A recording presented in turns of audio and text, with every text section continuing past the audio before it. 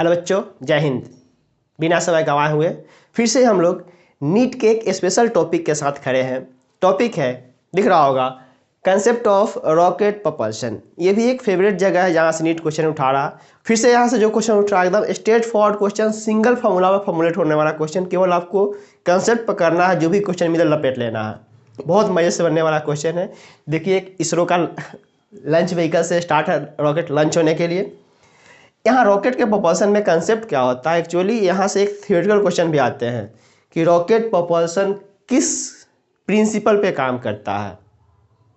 उसमें ऑप्शन के हिसाब से आपका आंसर भी बदलेगा। अगर ऑप्शन दिखा रहा है Newton's third law of motion, then हम जाएंगे Newton's third law of motion पे, क्योंकि जितना थ्रस्ट फोर्स ये इजेक्टेड गैस निकालता है उतना ही का ऊपर अपवर्ड फोर्स दिखाता है किसमें, रॉकेट में, जिस कारण से रॉकेट ऊपर जाता है।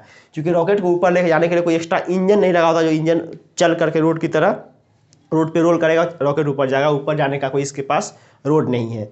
देन ये नीचे से जो थ्रस्ट प्रेशर आता है, चाहे छोटा रॉकेट हो दिवाली पटाखा उड़ाने वाला या फिर बड़ा रॉकेट हो, सबके propulsion का कंसेप्ट सेम ही होता है। जो गैस बर्न होकर निकलते हैं बाहर, उसी से जो थ्रस्ट मिलता है वो थ्रस्ट उसको ऊपर लेकर के जाता है।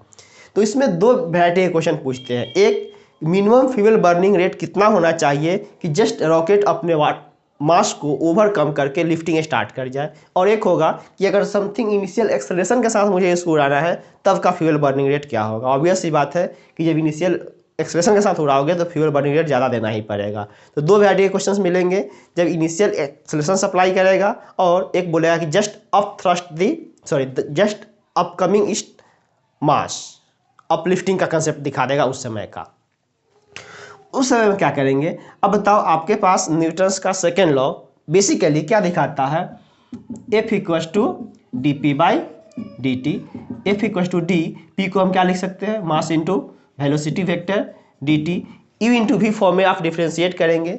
अगर भी कांस्टेंट है, इफ भी कांस्टेंट, जो यहाँ पर ये होता है ये कांस्टेंट स्पीड ही होता है, ये वैल्यू जो होता है कांस्टेंट स्पीड होता है, कांस्टेंट रेट से गैस निकल रहा होता है। भी कांस्टेंट है तो भी को बाहर कर लोगे, एफ क्या निकल जाएगा, भी into D M by D T. और यही एज अ थ्रस्ट के रूप में रॉकेट पे लगने वाला फोर्स होता है, जो ऊपर इसको लेके जाने का कोशिश करता है। ऊपर जाने के लिए इतना ही फोर्स से ये क्या निकल रहा है, गैस बाहर निकल रहा है। सेम फोर्स लेके रॉकेट को ऊपर लेके जाएगा, एफ भी into D M by D T. ध्यान देंगे, यहाँ कंफ्यूज बच्चे लोग कर जाते हैं कि भी रॉकेट का स्पीड होता है। नहीं, बिल्कुल नहीं, रॉकेट का स्पीड चेंज हो रहा होता है। हमें भी जो है क्या है, एग्जैक्ट स्पीड ऑफ गैस है, किस स्पीड से गैस इसके नोजल के माध्यम से बाहर निकल रहा है। ठीक है। और जो भी रॉकेट सिस्टम है, अब बताओ कि यहाँ पर समय के साथ क्या इस पूरे सिस्टम का मास घटेगा कि नहीं घटेगा। डेफिनेटली घटेगा, मास वेरिएबल यहाँ पर है, मास यहाँ कांस्टेंट नहीं है, क्योंकि इसमें जो फ्यूल भरा हुआ है वो समय के साथ जल करके बाहर निकल रहा है, सिस्टम हल्का हो रहा है, मास वेरिएबल है, स्पीड कांस्टेंट है। तो किसी भी रॉकेट को ऊपर उठाने के लिए जो मास इंटू एक्सेलरेशन वाला फोर्स मत लगा देना, पाप लगेगा। वहाँ पर फोर्स लगेगा भी into D M by D T, जहाँ पर भी क्या है, एग्जैक्ट स्पीड, और D M by D T को हम लोग बोलते हैं फ्यूल बर्निंग रेट या फ्यूल कंजम्पशन रेट। इसका ऐसा यूनिट क्या आएगा, केजी पर सेकेंड। अब अगर मान लो कि बोलेगा कि जस्ट अपने वेट को ओवरकम करना है, तो जस्ट अपने वेट को ओवरकम करना है मतलब mg को इससे बैलेंस कर देंगे, mg बराबर v गुने D M by D T. अगर बोलेगा कि समथिंग इनिशियल एक्सेलरेशन देना है, तो upward force minus downward force net force बराबर मास गुने एक्सेलरेशन। कितने का एक्सेलरेशन है वो आप देख लो कि for just upcoming the left its weight क्या हो जाएगा, अपवर्ड फोर्स बराबर mg। अगर इनिशियल एक्सेलरेशन है तो this force minus M G equal to M into A, second law. Fast उठाते हैं क्वेश्चन बिना समय गंवाए। मेरे पास एक क्वेश्चन है, in a rocket fuel burns at the rate of 1 kg per second. बहुत बढ़िया, फ्यूल बर्निंग रेट जो दिखा दिया वो दिखा दिया 1 kg पर सेकेंड का। ठीक है। This fuel is ejected from the rocket with A speed of 60 kilometre per second. बहुत हाई स्पीड से निकल रहा। मेरे पास फ्यूल बर्निंग रेट, इसको एम डॉट से भी दिखाते हैं, एम डॉट का वैल्यू दिखा रखा है मात्र 1 kg पर सेकेंड। और मेरे पास जो speed of the exhaust gas है वो दिखा रहा है 60 किलोमीटर